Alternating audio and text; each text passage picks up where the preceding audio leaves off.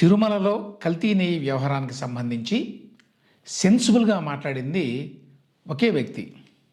ఎవరంటే YV Subbareddy, TTD మాజీ chairman, YCP నాయకుడు. వైవి సుబ్బారెడ్డి గారు పార్లమెంటు దగ్గర మాట్లాడాడు ఈ విషయం గురించి గత 3-4 రోజుల్లో. తర్వాత టీవీ ఛానల్స్కి ఇచ్చినటువంటి ఇంటర్వ్యూస్లో కూడా మాట్లాడాడు. ఏమంటాడు ఆయన? తిరుమలకి సరఫరా అయిన నెయ్యిలో వేరే పదార్థాల కల్తీ జరిగింది, కానీ జంతువుల కొవ్వు మాత్రం కలవలేదు అని సిట్ ఛార్జ్షీట్లో చెప్పింది అని అన్నాడు ఆయన. 100% కరెక్ట్ అది. అయితే రాష్ట్ర ప్రభుత్వం మాత్రం రకరకాలుగా మాట్లాడుతోంది. ఈ విషయంలో భక్తుల మనోభావాలు కాపాడాల్సిన బాధ్యత మనందరి మీద ఉందని చెప్పి సుప్రీంకోర్టు కూడా గతంలో చెప్పింది.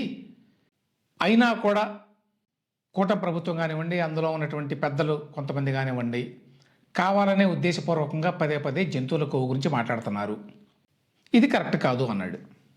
సుబ్బారెడ్డి గారు చెప్పిన వాటిల్లో దాదాపుగా అన్ని వాస్తవాలే. ఇదే రీతిలో చంద్రబాబు నాయుడు గారు కూడా మాట్లాడాల్సింది. ఏమని ఉండాల్సింది ఆయన? తిరుమలలో వాడినటువంటి నెయ్యిలో జంతువుల కొవ్వు కలిసిందని చెప్పి ఆనాడు, అంటే జూలై 2024న ఎన్డీడీబీ అంటే నేషనల్ డైరీ డెవలప్మెంట్ బోర్డు వాళ్ళు రిపోర్ట్ ఇచ్చారు. ఆ రిపోర్ట్ను బేస్ చేసుకొని నేను ఆ రోజున మాట్లాడాను. నేను దాని గురించి ప్రత్యేకంగా ఏమీ ప్రస్తావించాల. ప్రెస్ మీట్ పెట్టి ప్రభుత్వం ఏడాది పూర్తి చేసుకున్న సందర్భంగా మాట్లాడినటువంటి అంశాల్లో అదొకటి. ఇప్పుడు తాజా రిపోర్ట్లో జంతువుల కొవ్వు కలిసిందని ఖచ్చితంగా చెప్పలేం అని అదే ల్యాబ్ వాళ్ళు అంటున్నారు.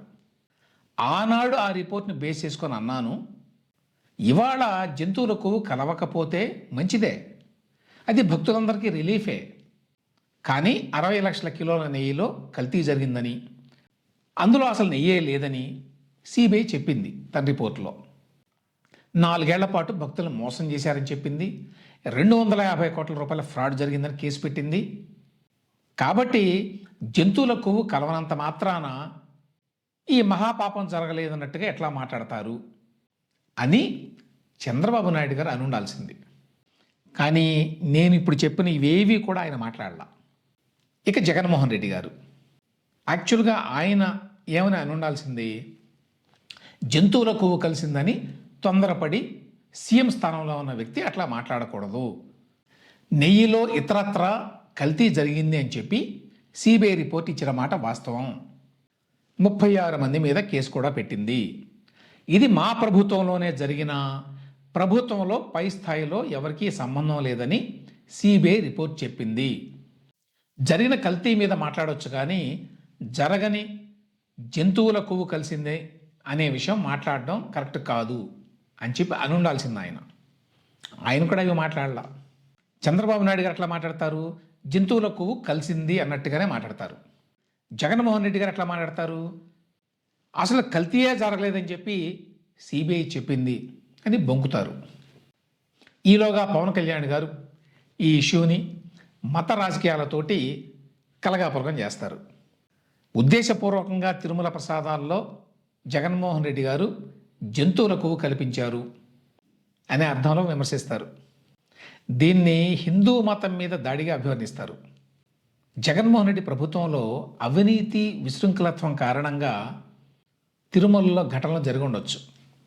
అంతేగాని రాష్ట్రాన్ని పరిపాలించాలి అనుకునేటువంటి వ్యక్తి కావాలని మత రాజకీయాలు చేస్తాడని చెప్పి నేనైతే అనుకోను. గతంలో కూడా నేను ఈ మాట అన్నప్పుడు చాలామంది ఇష్టపడలా, చాలామంది విమర్శించారు. అయినా కూడా నా ఉద్దేశం అదే. జగన్మోహన్ రెడ్డి గారిలో అనేక దుర్గుణాలు ఉండొచ్చు, కానీ మత కల్లోలాలు రెచ్చగొట్టే లక్షణం ఉంది అని చెప్పి చెప్పడానికి ఇప్పటి వరకు ఎట్లాంటి ఆధారం లేదు. మొత్తంగా ఏమిటంటే ఈ వ్యవహారంలో జంతువుల కొవ్వు కలవకపోతే మంచిదే అనే మొక్క అనడానికి కూటమి ప్రభుత్వానికి మనసు రావడం అలా. కల్తీ జరిగింది, దీనికి బాధ్యులైన వాళ్ళని శిక్షించాలి అనే మాట చెప్పేటువంటి ధైర్యం జగన్మోహన్ రెడ్డి పార్టీకి లేదు. ఇది ఏపీలో పరిస్థితి.